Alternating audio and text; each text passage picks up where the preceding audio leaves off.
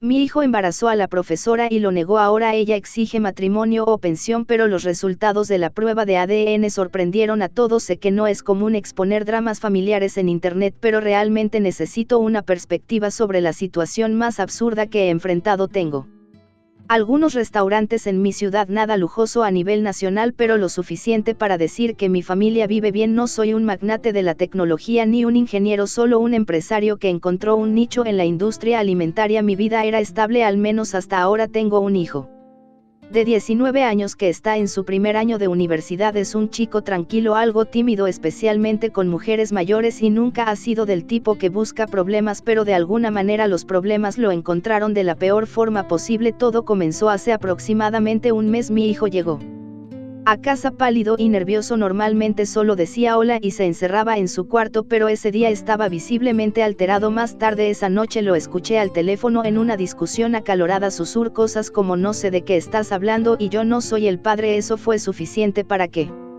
mi corazón empezara a latir con fuerza. Lo confronté y al principio intentó evadir mis preguntas, pero finalmente me contó todo. Una ex profesora de su secundaria se había puesto en contacto con él alegando que estaba embarazada de su hijo y exigiendo matrimonio o pensión. Decir que estaba en shock sería quedarse corto. Mi hijo insistió en que todo era un absurdo, que nunca había estado con ella ni a solas con ella, y yo le creo. Es brutalmente honesto y definitivamente no es del tipo que se involucraría con alguien casi 10 años mayor, mucho menos una profesora. Aún así, escucharla palabra embarazada en relación con mi hijo adolescente me dejó intranquilo. Le pregunté si había alguna posibilidad de que hubiera hecho alguna tontería después de cumplir 18 años, tal vez en una fiesta. Juró una y otra vez: papá, no, eso nunca pasó. La profesora en cuestión había sido suplente en su escuela por un corto periodo durante su último año, así que el tiempo ya era sospechoso. Además, ella era mayor, probablemente a finales de sus 20 o principios de sus 30, lo que hacía que todo se sintiera aún más surrealista. Unos días después, esta profesora, llamémosla simplemente profesora, apareció en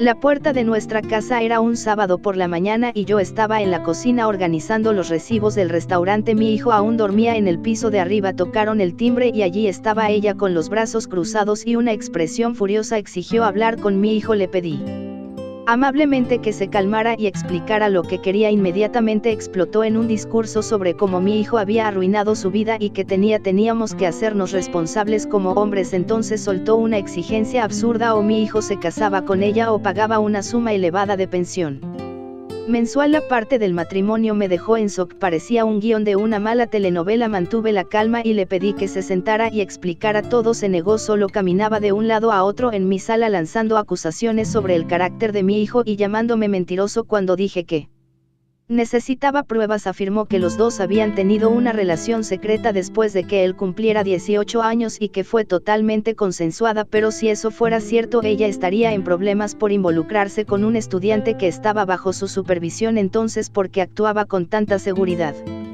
Toda la historia olía a estafa. Aún así le dije que si estaba segura de que mi hijo era el padre, haríamos una prueba de paternidad. De inmediato respondió que no confiaría en ninguna prueba que yo gestionara, acusándolos de ser lo suficientemente ricos como para sobornar a los técnicos del laboratorio. La paranoia en sus ojos era impresionante. Amenazó con que si no cooperase caso a la justicia, haría pública la historia y destruiría la reputación de mi hijo. Hablaba como si no tuviéramos otra opción más que ceder y hacer todo lo que ella quería. Tan pronto como salió furiosa de mi casa, llamé de inmediato a un abogado que conocía. Me dijo que debíamos exigir la prueba de ADN sin falta y registrar cada interacción que tuviéramos con la profesora. A partir de ese momento las disputas legales pueden ser complicadas, pero necesitábamos protegernos. Mi esposa, la madre de mi hijo, se enfureció cuando lo supo. Ella suele ser la más racional en casa, pero estaba lista para ir a la casa de la profesora y acabar con todo ahí mismo. Logré calmarla explicándole que necesitábamos resolver esto de la manera correcta. Mientras tanto, la profesora no dejaba de bombardearme con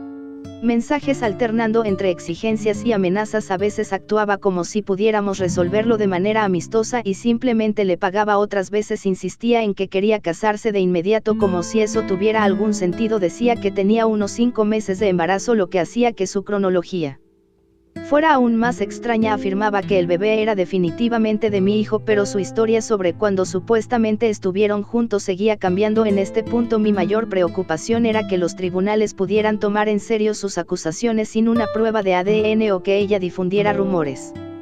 Antes de que pudiéramos limpiar el nombre de mi hijo, apenas estaba comenzando la universidad. Un escándalo así podría arruinar su futuro. Ya podía imaginar los murmullos en el campus. Ese es el tipo que embarazó a su profesora. Me enfermaba solo de pensarlo. Me puse en contacto con el director de la antigua escuela de mi hijo, alguien con quien había hecho negocios antes, y le expliqué esta situación absurda. Le pedí cualquier documentación sobre el horario de la profesora cuando trabajó allí como suplente. Aceptó ayudar proporcionando registros oficiales que mostraban qué clases realmente cubrió, y resultó que apenas trabajó en esa escuela, tal vez un total de 6 semanas. Además, según los registros, ni siquiera fue asignada a las clases de mi hijo. Eso fue un alivio, pero no descartaba por completo la posibilidad de un encuentro fuera del horario escolar, que era lo que ella afirmaba. Investigamos Masa y un amigo de mi hijo nos dijo que no había manera de que él hubiera estado con ella el fin de semana en que ella insistía que ocurrió el supuesto romance. Él estaba fuera de la ciudad en un torneo de fútbol. Mi hijo era un mediocampista bastante bueno. En la secundaria había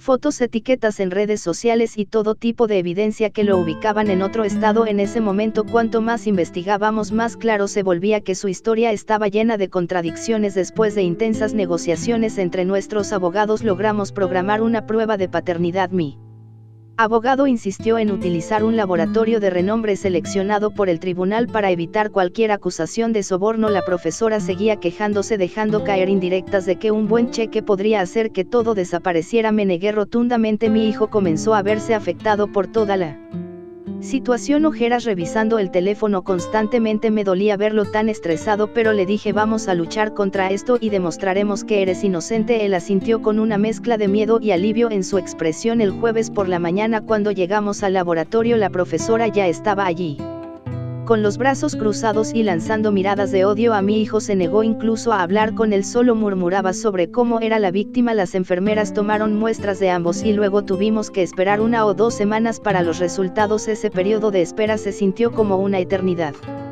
Mi hijo intentó mantenerse ocupado con la universidad y su trabajo de medio tiempo en mi restaurante, pero yo podía ver la preocupación en su rostro cada vez que me preguntaba: papá, ¿tú me crees, verdad? Y cada vez lo tranquilizaba: sí, 100%. La profesora no aflojaba, seguía enviando mensajes o llamando a diario con nuevas amenazas, diciendo que contaría todo a los medios locales sobre cómo estábamos encubriendo un escándalo. Incluso amenazó con pararse frente a mi restaurante con un cartel que decía: padre irresponsable. La audacia de esta mujer era increíble. Guardé cada mensaje y se los entregué a mi abogado, quien prácticamente se relamía viendo lo sólido que se estaba volviendo nuestro caso de difamación. Entonces, una noche cualquiera, recibí una llamada de un número desconocido. Una voz masculina comenzó a gritar: deja de arruinar la vida de la profesora, te arrepentirás si no pagas. Cuando le pregunté quién demonios era, solo me insultó y colgó. No me asustó, pero me enfureció. Estaba claro que ella estaba reclutando gente al azar para meter más presión sobre nosotros. Mi esposa quiso presentar una denuncia de inmediato, pero mi abogado sugirió esperar hasta que llegaran los resultados de la prueba de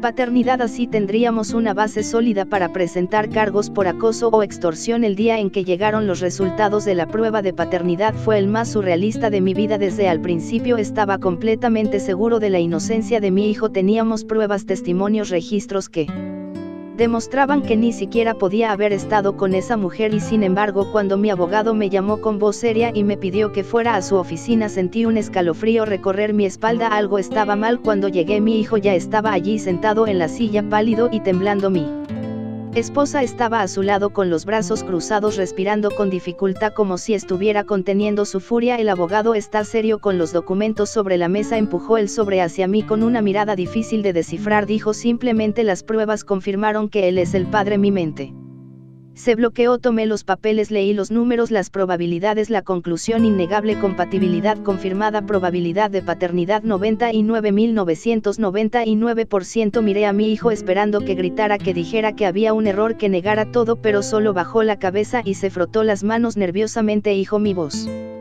Salió más baja de lo que esperaba. Él permaneció en silencio con los ojos clavados en el suelo. Mi esposa perdió la paciencia. Primero dinos, pasaste un mes entero asegurando que esa mujer mentía. Yo carraspeo con la voz entrecortada. No sabía que era posible. ¿Cómo que no sabías que era posible?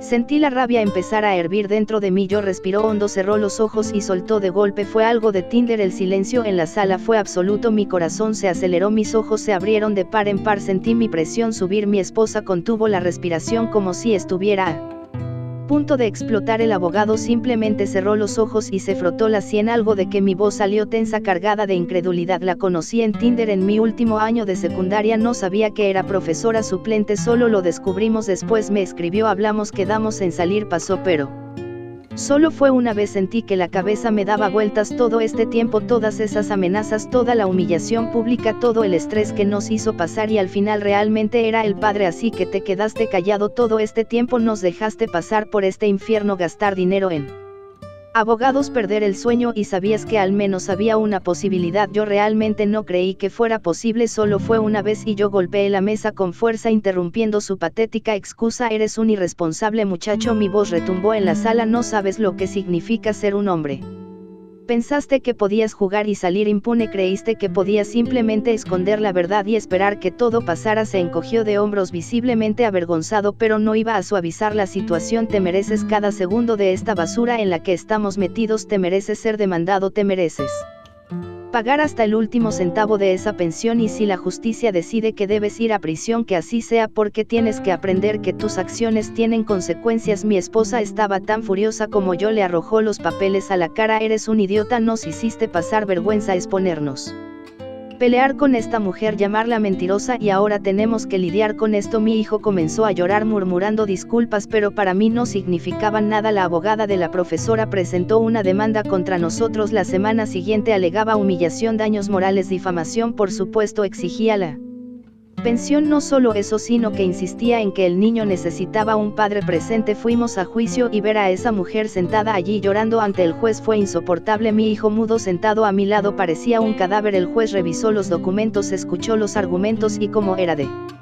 esperar, falló a su favor. Tendría que pagar la pensión. Cuando salimos de la audiencia, mi esposa todavía estaba furiosa, con los ojos llenos de rabia. Mi hijo no dijo ni una palabra, pero yo lo miré y solté sin un gramo de compasión. Espero que hayas aprendido tu lección y ahora asume las consecuencias, porque yo no voy a salvarte de nada más. Pagar la demanda fue uno de los momentos más humillantes de mi vida. Mi esposa, mi abogado y yo nos sentamos a revisar las finanzas, calcular los daños y asegurarnos de que cada centavo saliera del verdadero culpable, mi hijo, porque si era lo suficientemente mayor para mentir, para ocultar la verdad y actuar como un niño irresponsable, entonces era lo suficientemente mayor para enfrentar las consecuencias. Lo primero que hicimos fue abrir una cuenta a su nombre y transferir el dinero que teníamos que pagarle a la profesora y a su abogado. Intentó discutir diciendo que no tenía dinero, que era demasiado joven para asumir una deuda así, pero yo no estaba interesado en escuchar excusas. Si eres lo suficientemente adulto para hacer un hijo, entonces eres lo suficientemente adulto para hacerte cargo de uno. Siguió insistiendo en que estaba en la universidad, que no podía pagar todo solo, pero mi esposa fue tan dura como yo. No pensaste en eso cuando te estabas divirtiendo, pues ahora te toca enfrentarlo. Lo pusimos a trabajar en uno de mis restaurantes, nada de turnos cómodos de medio tiempo, trabajaba en los horarios más difíciles, sin privilegios, sin excusas, lavaba platos, limpiaba baños, atendía mesas y lidiaba con clientes groseros. Si quería comer tenía que pagarlo, si necesitaba algo que se las arreglara. Ahora tenía una familia que mantener y cada vez que se quejaba, cada vez que decía que era injusto, solo tenía que recordarle mi humillación. Injusta. Exploté un día cuando se atrevió a quejarse. Me hiciste pasar la peor vergüenza de mi vida, hiciste llorar a tu madre, nos hiciste enfrentar una demanda, ser humillados, arrastrados a la corte como criminales, y ahora hablas de injusticia. Bajó la cabeza, pero eso no me calmó. Me mentiste en la cara, nos hiciste creer que esa mujer era una mentirosa, la atacamos, contratamos abogados, destruimos por completo su credibilidad, y al final, ¿quién estaba equivocado? Tú. ¿Quién traicionó mi confianza? Tú. No respondió, nunca lo hacía, y mejor así. Al principio todavía intentaba evadir su responsabilidad, intentaba retrasar los pagos de la pensión, decía que no podía ahorrar dinero, que era demasiado difícil vivir así, pero cada vez que intentaba escapar, mi esposa y yo estábamos ahí para recordarle la realidad: si no pagas vas a la cárcel, así de simple. Aprendió rápido que el mundo no Tiene piedad, lo que más me dolía no era el dinero, tenía dinero, era lo que representaba el hecho de que había confiado en el 100%, lo defendí, miré a mi abogado, al juez, a mis amigos, a mis vecinos a los ojos y dije con absoluta certeza que mi hijo no había hecho nada y todo fue una mentira, peor que un golpe, peor que una traición, peor que recibir un balazo, porque menos un malazo es rápido, esto fue un corte lento, una herida que nunca sanaría. Pasé noches enteras mirando el techo tratando de entender en qué fallé. Como un hijo criado en un hogar estable con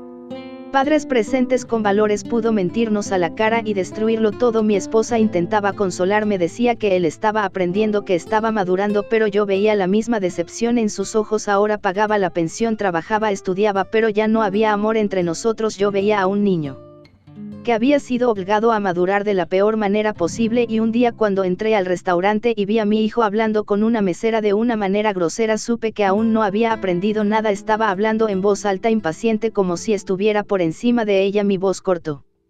El aire se giró y todos en el restaurante se quedaron en silencio. ¿Cómo le estás hablando? Crucé los brazos. Papá solo estaba en mi voz retumbó en la sala, se quedó congelado. Caminé hasta él quedando cara a cara. Ya arruinaste la vida de una mujer, ya hiciste que una mujer llorara, sufriera, te demandara. Ahora crees que eso te da derecho a tratar mal a otras. Se puso rojo, bajó la mirada. Vas a aprender a respetar a las mujeres, vas a aprender a hablar bien, a comportarte, porque si alguna vez te veo tratando a una mujer como basura de nuevo, te juro por Dios que te vas a arrepentir. Asintió tragándose su vergüenza. Ahora estaba cambiando, pero no porque quisiera, era porque sabía que si cometía un error más lo perdería todo. Al final nunca a confiar completamente en él. Mi hijo había aprendido una lección, pero yo aprendí que confiar ciegamente puede ser el peor error de todos.